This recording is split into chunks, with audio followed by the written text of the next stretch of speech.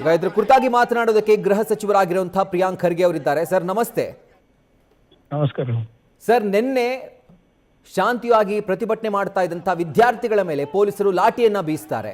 ಇನ್ನೊಂದು ಕಡೆ ಇವತ್ತು ಬಲ ಪ್ರಯೋಗ ಮಾಡಿ ಪ್ರತಿಭಟನಾ ನಿರತರಾಗಿದ್ದಂತಹ ನಾಯಕರನ್ನ ಪೊಲೀಸರು ಶಿಫ್ಟ್ ಮಾಡ್ತಾ ಇರುವಂಥದ್ದು. ಹಾಗಿದ್ರೆ ದೆಹಲಿಯ ಪೊಲೀಸರಿಗೆ ಕನಿಷ್ಠ ಪಕ್ಷ ಆ ಮಾನವೀಯ ಗುಣಗಳು ಕೂಡ ಕಳೆದು ಹೋಗಿದ್ದಾವ ಅಂತ?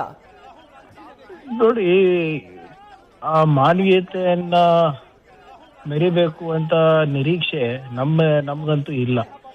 ನಿನ್ನೆ ಪಾಪ ಆ ಮಕ್ಕಳು ಕೇಳ್ತಾ ಇದ್ದಿದ್ದೇನು, ಶಿಕ್ಷಣ ವ್ಯವಸ್ಥೆ ಸುಧಾರಣೆ ಆಗ್ಬೇಕು, ಧರ್ಮೇಂದ್ರ ಪ್ರಧಾನ್ ಅವರು ರಾಜೀನಾಮೆ ಕೊಡಬೇಕು. ಈಗ ಇಷ್ಟು ವರ್ಷದಿಂದ ಕಾಯ್ಕೊಂಡಿದ್ದಾರೆ ಮಕ್ಕಳು. ಕಳೆದ 10 ವರ್ಷದಲ್ಲಿ 152 ಪೇಪರ್ ಲೀಕ್ ಆಗಿದೆ. ಯಾರು ಹೊಣೆಗಾರಿಕೆ ಅದಕ್ಕೆ? ಅವರ ತಾಳ್ಮೆ ಎಲ್ಲ ಕಟ್ಟೆ ಒಡೆದ್ಮೇಲೆ ತಾನೇ ಅವ್ರ ಬೀದಿಗೆ ಬಂದಿದ್ದು. ನಿನ್ನೆ ತಾವು ನೋಡಿದ್ರಿ, ಯಾರು ಎಲ್ಲರೂ ಸ್ವಪ್ರೇರಣೆಯನ್ನ ಬಂದಿತ್ತು. ಅವ್ರು ಯಾವ್ದೋ ಪೊಲಿಟಿಕಲ್ ಪಾರ್ಟಿನ ಆಕ್ಚುಲಿ, ಅದು ಅವ್ರ ಹತ್ರ ಏನಾದ್ರು ರಿಸೋರ್ಸಸ್ ಇದ್ದ ಮೊಬಿಲೈಸೇಷನ್ಗೆ? ಏನೂ ಇಲ್ಲ. ಹೌದು. ಆದ್ರೆ ಅವರು ನಿನ್ನೆ ನೀವು ಸೋಷಿಯಲ್ ಮೀಡಿಯಾದಲ್ಲಿ ನೋಡಿರ್ಬೋದು ಹೇಗೆ ಮಕ್ಕಳು ಕೈಕಾಲು ಬೀಳ್ತಾ ಇದ್ದಾರೆ ಪೊಲೀಸ್ ಅವರಿಗೆ. ಎಷ್ಟೋ ಜನ ಅಸ್ವಸ್ಥರು ಕೂಡ ಆಗಿದ್ರು. ನಿಮ್ ಮಕ್ಳಿದ್ರೆ ಏನ್ ಮಾಡ್ತಾ ಇದ್ರಿ ಅಂತ ಕೇಳ್ತಾ ಇದ್ದಾರೆ.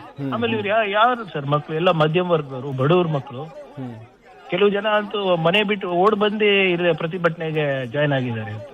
ಈಗ ಅವರಿಗೆ ಬಿಟ್ಟಿಲ್ಲ ಅಂದ್ರೆ, ನಾವು ಪ್ರಧಾನ ಮಂತ್ರಿಗೆ ರಾಜೀನಾಮೆ ಕೇಳ್ತಾ ಇದೀವಿ, ಧರ್ಮೇಂದ್ರ ಪ್ರಧಾನ್ ಅವ್ರ ಕೇಳ್ತಾ ಇದೀವಿ ಅಂದ್ರೆ ನಮ್ಗ್ ಬಿಡ್ತಾರ? So Delhi police is acting with absolute power. They are drunk with power, intoxicated with power. ಇದಕ್ಕೆ ಆಮೇಲೆ ಡೆಲ್ಲಿ ಪೊಲೀಸ್ ಯಾರು ಅಂಡರ್ ಬರೋದು? Central government. ಅಮಿತ್ ಶಾ ಅವ್ರ ಡೈರೆಕ್ಷನ್ ಮೇಲೆ ಇದೆಲ್ಲ ನಡೀತಾ ಇರೋದು. ಮಕ್ಕಳಿಗೆ ಲಾಠಿ ಪ್ರಹಾರ ಆಗ್ತಿರ್ಬೋದು, ಟಿಯರ್ ಗ್ಯಾಸ್ ಆಗ್ತಿರ್ಬೋದು. ಇವತ್ತು ವಿರೋಧ ಪಕ್ಷದ ನಾಯಕರು ಜೈಲಿಗೆ ಅಥವಾ ವಶಕ್ಕೆ ಪಡಿತಾ ಇರೋದಿರ್ಬೋದು. We are ready to go to jail also. ಆದ್ರೆ ಮಕ್ಕಳ ಭವಿಷ್ಯ ಸುಧಾರಣೆ ಮಾಡೋದು ಕೇಳಿದ್ರೆ ತಪ್ಪ? ಹೌದು. ಇದೇ ಒಂದು ಇಂಡಿಯಾ ಅಗೇನ್ಸ್ಟ್ ಕರಪ್ಷನ್ ಅನ್ನುವಂಥ ಒಂದು ದೊಡ್ಡ ಆಂದೋಲನ ಆಯಿತು. ಆಗ ಕನಿಷ್ಠ ಪಕ್ಷ ಸರ್ಕಾರದ ಪ್ರತಿನಿಧಿಗಳು ಬಂದು ಅಣ್ಣಾ ಹಜಾರೆ ಅವರ ಮನವೊಲಿಸುವಂಥ ಕೆಲಸವನ್ನು ಮಾಡಿದರು ಸರ್. ಆದರೆ ಏಕಾಏಕಿ ಸೋನಂ ವಾಂಗ್ಚುಕ್ ಅವರು ಉಪವಾಸ ಕೂತಿರುವಂತಹ ಸಂದರ್ಭದಲ್ಲಿ ಪೊಲೀಸರನ್ನು ಕಳಿಸಿ ಅಥವಾ ಪೊಲೀಸರು ಬಂದು ಜಬರ್ದಸ್ತಾಗಿ ಅವ್ರನ್ನ ಶಿಫ್ಟ್ ಮಾಡ್ತಾರೆ. ನಮಗೆ ಇಷ್ಟ ಇಲ್ಲ ಅಂದರೂ ಕೂಡ ಅವರು ಶಿಫ್ಟ್ ಮಾಡ್ತಾರೆ. ಆ್ಯಂಡ್ ನೆನೆ ನೋಡಿದ್ರೆ ವಿದ್ಯಾರ್ಥಿಗಳ ಮೇಲೆ ಲಾಠಿ ಬೀಸುವಂಥದ್ದು, ಅಶ್ರುವಾಯು ಸಿಡಿಸುವಂಥದ್ದು. ಹಾಗಿದ್ರೆ ಹೋರಾಟದ ಹಾದಿಯನ್ನು ತುಳಿದೇ ಪಡೆದುಕೊಳ್ಬೇಕಾ ಅಂತ ವಿದ್ಯಾರ್ಥಿಗಳು ಏನು ಬೇಕಿದ್ರು? ಹೇಳ್ದಂಗೆ ಇವರಿಗೆ ಸ್ವಲ್ಪ ಅಧಿಕಾರದ ದುರಂಕಾರ ಬಂದ್ಬಿಟ್ಟಿದೆ. ಸ್ವಲ್ಪ ಅಲ್ಲ, ಸ್ವಲ್ಪ ಜಾಸ್ತಿನೇ ಬಂದಿದೆ. ನೀತಿ ನೀರು ಬಿಟ್ಟಿದೆ ಇವತ್ತು. ನೀವು ಹೇಳ್ದಂಗೆ ನಮ್ಮ ಕಾಲದಲ್ಲಿ ಪ್ರತಿಭಟನೆ ಆದಾಗೆಲ್ಲಾನು ಕೂಡ ಪ್ರತಿಭಟನಾಕಾರರಿಗೆ ನಾವು ಹೋಗಿ ಭೇಟಿಯಾಗಿ ಬಂದಿದ್ದೀವಿ. ಹಿಂದೆ ನಿಮ್ಗೆ ನೆನಪಿದ್ರೆ ಇದೇ ಸರ್ಕಾರದಲ್ಲಿ ರೈತರು ಪ್ರತಿಭಟನೆ ಮಾಡಿದ್ರು. ಅವ್ರಿಗೆ ಡೆಲ್ಲಿಗೆ ಬರ್ಲಿಕ್ಕೆ ಬಿಟ್ಟಿಲ್ಲ. ಏನೋ ಟೆರರಿಸ್ಟ್ ತರ ಇಟ್ಕೊಂಡು ಬ್ಯಾರಿಕೇಡ್ ಮಾಡಿ ಅಲ್ಲಿ ಸ್ಪೈಕ್ಸ್ ಎಲ್ಲ ಹಾಕಿ ದೊಡ್ಡ ದೊಡ್ಡ ಪ್ಯಾರಾಮಿಲಿಟರಿ ಫೋರ್ಸಸ್ ಇಟ್ಬಿಟ್ಟು ಅವರಿಗೆ ಡೆಲ್ಲಿಯಿಂದ ಹೊರಗಡೆನೆ ಇಟ್ರು. ಸೊ ಇದು ಒಂದು ಪ್ಯಾಟರ್ನ್ ಇದೆ. ಇವರಿಗೆ ಏನೋ ಜನರ ಜೊತೆ ಮಾತಾಡಕ್ಕೆ ಹೆದರಿಕೆ ಪ್ರಧಾನ ಮಂತ್ರಿಗೆ. ಅವ್ರು ಯಾವತ್ತೂ ಕೂಡ ಜನರಿಗೆ ನೇರವಾಗಿ ಮಾತಾಡ್ದವ್ರಲ್ಲ. ಅವ್ರು ಚೀಫ್ ಮಿನಿಸ್ಟರ್ ಇದ್ದಾಗಲಿ ಅಥವಾ ಅವ್ರು ಪ್ರಧಾನ ಮಂತ್ರಿ ಆದಾಗಿರ್ಲಿ, ನನ್ಗೆ ಒಂದ್ಸರಿ ತೋರಿಸ್ಬಿಡಿ ಎಲ್ಲಿ ಇವರು ಸಂವಾದ ಮಾಡಿದ್ದಾರೆ ಯಾರ ಜೊತೆ ಅಲ್ಲ ಅಂತ. ಅನ್ಸ್ಕ್ರಿಪ್ಟೆಡ್ ಪ್ರತಿಭಟನೆ ಮಾಡಿದಾಗ. ಈಗ ಮಾತಾಡ್ತಾರೆ, ಪರೀಕ್ಷೆ ಪೈ ಚರ್ಚೆ ಮಾಡಕ್ ರೆಡಿ ಇರ್ತಾರೆ. ಇದ್ರ ಬಗ್ಗೆ ಯಾಕೆ ಚರ್ಚೆ ಮಾಡಕ್ ರೆಡಿ ಇಲ್ಲ? ನನಗೆ ಒಂದು ಇನ್ಸ್ಟೆನ್ಸ್ ತೋರಿಸ್ಬಿಡಿ ಸರ್. ಅವರು ಮುಖ್ಯಮಂತ್ರಿ ಇದ್ದಾಗ ಅಥವಾ ಅವರು ಪ್ರಧಾನ ಮಂತ್ರಿ ಆದ್ಮೇಲೆ ಎಲ್ಲಿ ಅವರು ಮುಗ್ಧವಾಗಿ ಸಂವಾದ ಮಾಡಿದ್ದಾರೆ. ಎಲ್ಲ ಸ್ಕ್ರಿಪ್ಟೆಡ್. ನೇರವಾಗಿ ಒಂದು ಪ್ರೆಸ್ ಕಾನ್ಫರೆನ್ಸ್ ಮಾಡೋ ಯೋಗ್ಯತೆ ಇಲ್ಲ ಇವತ್ತು ನಮ್ಮ ಪ್ರಧಾನ ಮಂತ್ರಿಗೆ. ನಮ್ ದುರ್ದೈವ. ಇನ್ನೊಂದು ಕಡೆ ಭವಿಷ್ಯ ಹೇಳಿ ಸರ್, ಮಕ್ಕಳ ಭವಿಷ್ಯದಲ್ಲಿ ಚೆಲ್ಲಾಟ ಆಡ್ತಾ ಇದ್ದಾರೆ. ಕೋಟ್ಯಾಂತರ ಮಕ್ಕಳಿಗೆ ಇವತ್ತು ಅತಂತ್ರ ಆಗಿದ್ದಾರೆ. ಅವ್ರು ಇವತ್ತು ಯಾವುದೇ ಲೀಡರ್ ಇರ್ಲಾರ್ದೆ ಇವತ್ತು ಲಕ್ಷಾಂತರ ಜನ ಇಲ್ಲಿ ಸೇರ್ತಾರೆ ಅಂದ್ರೆ ಅದ್ರ ಬಗ್ಗೆ ಸ್ವಲ್ಪನ ಕಾಳಜಿ ವಹಿಸಬಾರ್ದ ಇವ್ರೆ? ನಿನ್ನೆ ಪಾರ್ಲಿಮೆಂಟ್ ಎದುರುಗಡೆ ನಿಂತ್ಕೊಂಡು ಒಂದು ನವೋದ್ಯಮ ಬಗ್ಗೆ ಮಾತಾಡಿದ್ರು, ಬಹಳ ಸಂತೋಷ. ಆದ್ರೆ ಮಕ್ಕಳೇ ಇಲ್ಲ, ಸಂಶೋಧನೆಯೇ ಇಲ್ಲ, ಅವ್ರಿಗೆ ವಿದ್ಯಾಭ್ಯಾಸನೇ ಇಲ್ಲ ಅಂದ್ರೆ ಯಾವ ನವೋದ್ಯಮ ಕಟ್ತಾರೆ ಸರ್? ರೆಸ್ಪಾನ್ಸಿಬಿಲಿಟಿ, ಅಕೌಂಟಬಿಲಿಟಿ ಎಲ್ಲಿದೆ ಈ ಸರ್ಕಾರಗಳಿಗೆ? ಕರೆಕ್ಟ್.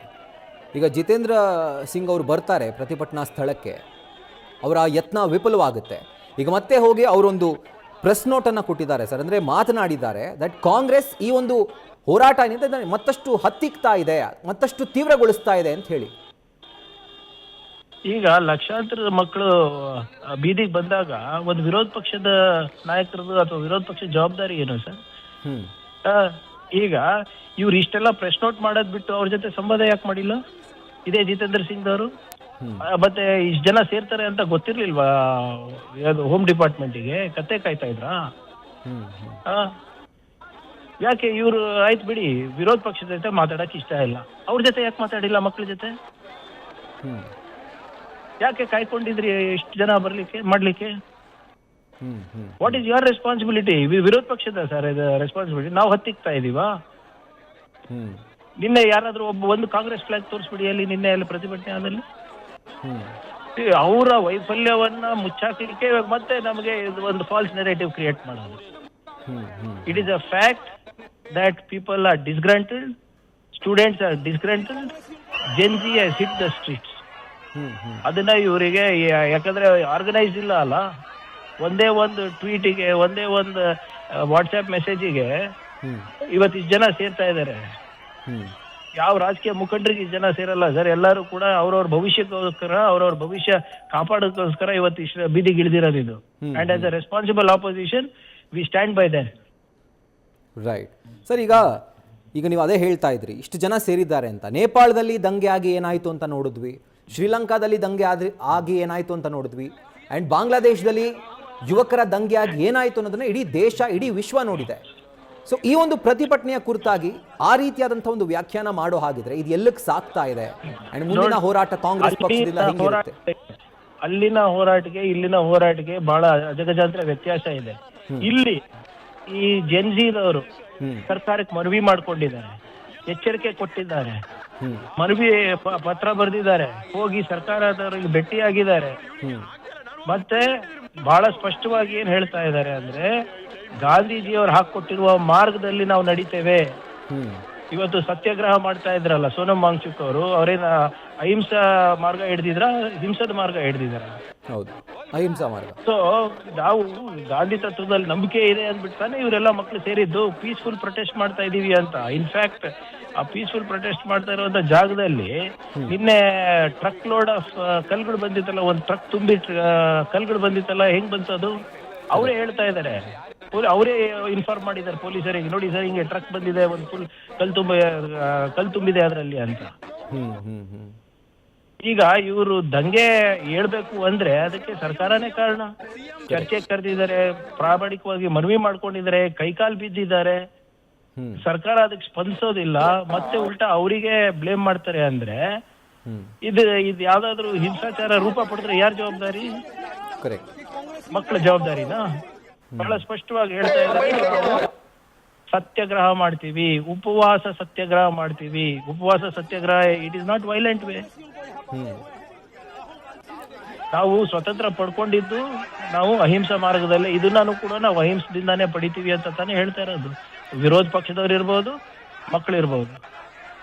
ಅಂದರೆ ಸರ್, ಸೋನಂ ವಾಂಗ್ಚುಕ್ ಅವ್ರನ್ನ ಹಾಸ್ಪಿಟಲ್ಗೆ ಶಿಫ್ಟ್ ಮಾಡುವಂತಹ ಸಂದರ್ಭದಲ್ಲೂ ಕೂಡ ಸರ್ಕಾರ ಕೊಟ್ಟಂತಹ ಸ್ಪಷ್ಟನೆ ಏನು? ಯಾವುದೇ ನಾಗರಿಕನ ಒಂದು ಪ್ರಾಣಕ್ಕೆ ಕುತ್ತು ಉಂಟಾಗಬಾರ್ದು, ಅದಕ್ಕೆ ಕುರಿತಾಗಿ ಹೈಕೋರ್ಟ್ ನಿರ್ದೇಶನವನ್ನು ನಾವು ಫಾಲೋ ಮಾಡಿದ್ದೀವಿ ಅಂತ. ಆಯ್ತು, ಒಳ್ಳೇದು ಸರ್, ಒಳ್ಳೇದು. ತಾವು ಮಾಡ್ತಿದ್ರಾ ಮಾಡಿ, ಬಹಿರಂಗವಾಗಿ ಮಾಡಿ.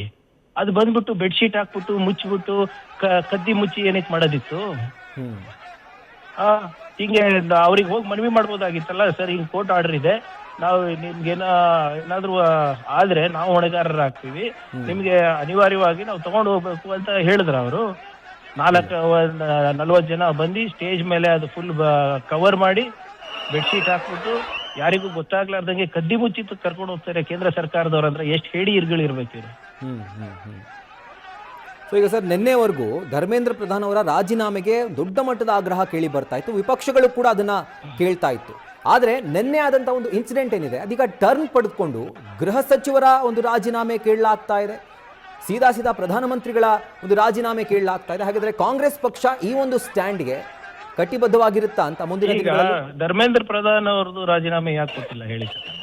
ಅದು ಕಾಕ್ರೋಚ್ ಜನತಾ ಪಾರ್ಟಿ ಅಷ್ಟು ಇಂಪಾರ್ಟೆಂಟ್ ಆ ಮನುಷ್ಯ ಅವರಿಗೆ. ಆ ಮಂತ್ರಿ ಅಷ್ಟು ದೊಡ್ಡ ಕಾಂಟ್ರಿಬ್ಯೂಷನ್ ಇದೆ. 10 ವರ್ಷದಲ್ಲಿ 152 ಪೇಪರ್ ಲೀಕ್ ಮಾಡಿಸಿರೋ ಸಾಧನೆ ಅವ್ರದ್ದಿದೆ. ಅವ್ರು ಏನಕ್ಕೆ ಅಷ್ಟು ಹಠ ಹಿಡ್ತಿದ್ದಾರೆ? ಆಮೇಲೆ ನಿನ್ನೆ ಆದಂಥ ಘಟನೆ ಯಾವತ್ತನ ಆಗಿತ್ತಾ ಸರ್? ಕ್ಯಾಪಿಟಲ್ ಸಿಟಿನಲ್ಲಿ ಕೇಂದ್ರದಲ್ಲಿ ಯಾವತ್ತನ ಆಗಿತ್ತಾ? ಎಲ್ಲಿ ನಿಮ್ಮ ಸ್ಟೂಡೆಂಟ್ಸ್ ಅವ್ರಿಗೆ ಹಿಂಗೆ ಹೊಡೆದಿರೋದಿರ್ಬೋದು, ಮಾಡಿರೋದಿರ್ಬೋದು, ಅದಕ್ಕೆ ಯಾರ ಜವಾಬ್ದಾರಿ? ಡೆಲ್ಲಿ ಪೊಲೀಸ್ ಯಾರ ಅಂಡರ್ ಬರುತ್ತೆ? Central government. ಮತ್ತೆ ಈಗ you should not hold home ministry also accountable, you should not hold prime minister also accountable, you should not hold education minister also accountable. ಅಂದ್ರೆ ಮತ್ತೆ ಇದೇನು ಡಿಕ್ಟೇಟರ್ಶಿಪ್? ಈಗ ಏನಾದರೂ ಸಣ್ಣ ಇನ್ಸಿಡೆಂಟ್ ಕಲಬುರ್ಗಿನಲ್ಲಾದ್ರೆ, ಕರ್ನಾಟಕದಲ್ಲಾದ್ರೆ ಡಿ ಕೆ ಶಿವಕುಮಾರ್ ಅವ್ರು ರಾಜೀನಾಮೆ ಕೊಡಬೇಕು, ಪ್ರಿಯಾಂಕ್ ಖರ್ಗೆ ರಾಜೀನಾಮೆ ಕೊಡಬೇಕು ಅಂತವ್ರಲ್ಲ. ಅಕೌಂಟಬಿಲಿಟಿ ನಮಗಿದೆ ಅಲ್ವಾ? ನಾನು ಹೋಮ್ ಮಿನಿಸ್ಟರ್ ಇದ್ದೀನಿ, ಅಕೌಂಟಬಿಲಿಟಿ ತಗೊಂತೀನಿ. ಓಕೆ, ಅವ್ರು ಯಾಕೆ ತಗೋತಾ ಇಲ್ಲ ಹೊಣೆಗಾರಿಕೆ? ಸೊ ನಿಮ್ಮ ಪ್ರಕಾರ ಯಾಕಾಗಿ ಇದನ್ನ ಸರ್ಕಾರ ಈ ರೀತಿಯಾದಂತಹ ಒಂದು ಜಿದ್ದಿಗೆ ಬಿದ್ದಿದೆ ಅಂತ ಕೇಂದ್ರ ಸರ್ಕಾರ? ಏನೋ ಗುಟ್ಟಿರ್ಬೇಕು ಸರ್. ಧರ್ಮೇಂದ್ರ ಪ್ರಧಾನ್ ಹತ್ರ ಮೋದಿ ಅವ್ರದ್ದು ಅಥವಾ RSS ಅವ್ರದ್ದು ಯಾರ್ದೋ ಗುಟ್ಟಿರ್ಬೇಕು. ಈಗ ನೀಟ್ ಪೇಪರ್ ಲೀಕ್ ನಲ್ಲಿ ಯಾರು ಸರ್ ಇರೋದು ಆರೋಪಿ? ದಿನೇಶ್ ಅಂತ ವ್ಯಕ್ತಿ ಇದಾನಲ್ಲ, ಅವನು ಬಿಜೆಪಿ ಯುವ ಮೋರ್ಚಾ ಅಧ್ಯಕ್ಷ ಇದ್ದಂತಲ್ಲ, ಜಿಲ್ಲಾಧ್ಯಕ್ಷ. RSS ಜೊತೆ ನೆಂಟಿದೆ ಅಂತಲ್ಲ, ಯಾರಿಗ್ ಗೊತ್ತು? ಇವರಿಂದ ಏನಾದ್ರೂ ಪಾರದರ್ಶಕವಾಗಿ ತನಿಖೆ ನಡೆಯೋ ಆಸೆ ಇದೆಯಾ? Right sir. Thank you so much sir, News First ಜೊತೆ ಮಾತನಾಡಿದ್ದಕ್ಕೆ. ನ್ಯೂಸ್ ಫಸ್ಟ್ ನಿರ್ಭೀತಿಯಿಂದ ನಿಮ್ಮ ಪರವಾಗಿ.